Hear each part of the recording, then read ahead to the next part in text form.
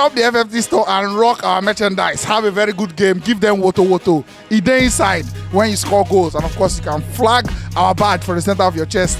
Check the comment section for the link to our store. Shop today and enjoy the match. Thank you. All right. Entertaining game. Very entertaining for the Rutra, but it won't gonna be like torture for most of the Man United and Liverpool fans. But in the end, your thoughts on the game?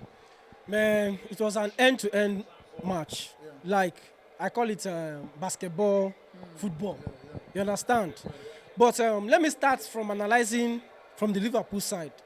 I want to say that the reason why this match was a draw is because Liverpool will not take their chances. They waste their chances. That is the reason why, we can be able to say, okay, that we got something from this match, because Liverpool were wasteful in the first half. If they had taken their chances, I think by now it should have been like 4-0 or 3-0. But nevertheless, my issue with Manchester United is that these players don't respect the ball. You understand? They treat the ball as a casual thing. But when you respect the ball, you make the ball answer to you.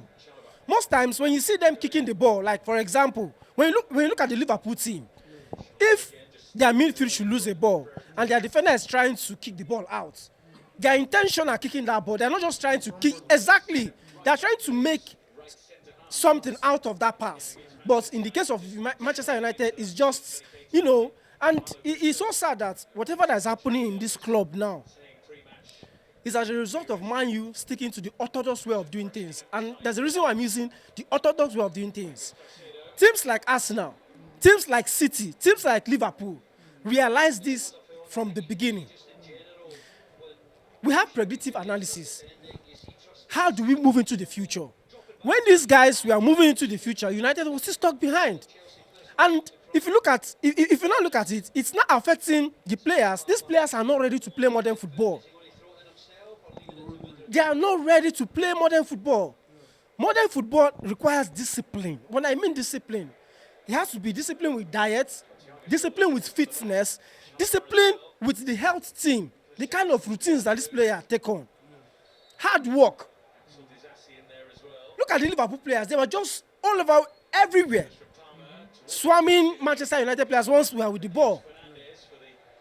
So it's sad that we found ourselves in this situation. And I always, you see, when I'm blaming Ten Hag, people don't know why I'm blaming this guy. An elite coach will not do the kind of substitution he did with Garnacho for Amrabat. And I'll stand by it. You have scored 1-0, Abi? Yeah. Why don't you go for it? Go for the killer.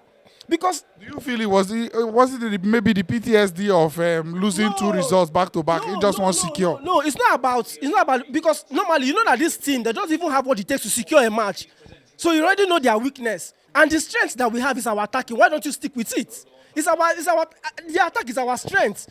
If you know your strength, you play towards your strength, and your weakness, you neglect it and try to manage it. Garnacho was in that match. Bradley could not come forward. He was only the one threatening those Liverpool defense when Rashford left. Why are you now removing Garnacho? Leave him there. Because I know that boy, he's a South American. Even though you think he's tired, look at Luis Diaz, even when you think they are tired, they will still pull leg. They will still pressure you and try to nick something out of it. And the boy has an arrogance about him. So that alone is going to help him in that match. At least get something. But I don't know. The head doesn't learn. And this was the same case with Ole. Bad substitution, you don't know when to substitute, you don't know the right person to put. I don't know, I was just worried because even though we had a draw, I was seeing the same thing that happened against Brentford and Chelsea trying to repeat itself again today. Like, it's bad. These guys need to wake up. The Manchester United team needs to wake up. They need to take responsibility. I know that nobody will do this for us. And for Rashford, I need to give him kudos in the first half, because the reason why I want to give him kudos is that when a striker is not doing well or not scoring goals, the best thing for the striker to do is to fall to bases. That is, track back, defend. When you keep doing those things, because if you remember, I think last 2 seasons, Saka was in that bracket. Yeah. But if you notice, no matter what happens, Arteta will still play him, because those bases helping his right back or left back, he was tracking back, trying to before you know, you get yourself into the game, and you start playing with your teammates. When you do all this, so credit to Rashford when the first half, the thing that we are complaining about, yes, he did it in this. So credit to him. Well, the season is gone for us. Congratulations to Arsenal. I want Arsenal to win the league. As much as, out of the three sins, Liverpool, Man City, and Arsenal, I choose the Arsenal sin. So I want them to win the league. And it would have been a bad thing if we lost this match today. And I would say, okay, go on. Was Kwambala the biggest, Kambwala, was it the biggest Man United match now? It's my man of the match. That brings us to the issue again when I keep talking about a life mentality. Why is it that when a situation arises, that is when you bring in a player? So because Lindelof is injured, because Evans is injured, and you brought this boy that stood up to players like Salah and Darwin Núñez and gave his best, why can't you be proactive and say, okay, this boy is fast. Okay, I want to play. Notice him before the problem comes. Yes. So why don't I, train this boy, start him, keep playing him matches. This is how you build a team. These are the things that people like Ateta is playing Kuwait and what that be name? Kivio. Is he stupid? He's not stupid. And for Ten Hag, I'm so disappointed in him because every time he keeps making these statements that we want to play attacking football, we want to play possession football, and also want to play from the back.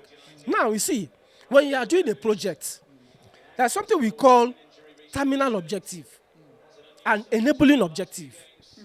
Now, are you hearing us? The terminal objective, he has told us, he wants to play attacking football. He wants to play possession base. Now, what is the enabling objective? We, the fans, are not seeing those enablers. How are you building your team to play possession-based football? Get to the end point. Your team cannot hold the ball. Your team are scared when they are under pressure. Those are the enabling objective. Your team are not fit. Even when they lose the ball, they cannot chase back. So what are you now telling us? The things that he's saying is different from what we are seeing. So I'm even confused as a fan. So when people question his style of play, they have that right to question his style of play because we're not seeing anything. It's rubbish. I'm telling you. See, your final thought, bro. My final thought is, if Sir Jim Ratcliffe is serious and you want to start afresh, as you are sacking Ten Hag, start planning for players like Rashford to leave, players like Bruno to leave. If you know that, so it's not going to be a one-way team because if you should sack Ten Hag, you still leave these stupid players with this same dirty, stinking mentality. Little will change. Yes, so when you remove both sides, they will know that yes, this team, this club really wants to start afresh. So anybody that's coming in will know that, okay, I have a huge responsibility on my hand. So thank you, Chuks, man. Nice one. Thanks for watching. Right here, another one of our videos where you're supposed to like, and all our social media links. I mean, follow us on every platform because we get content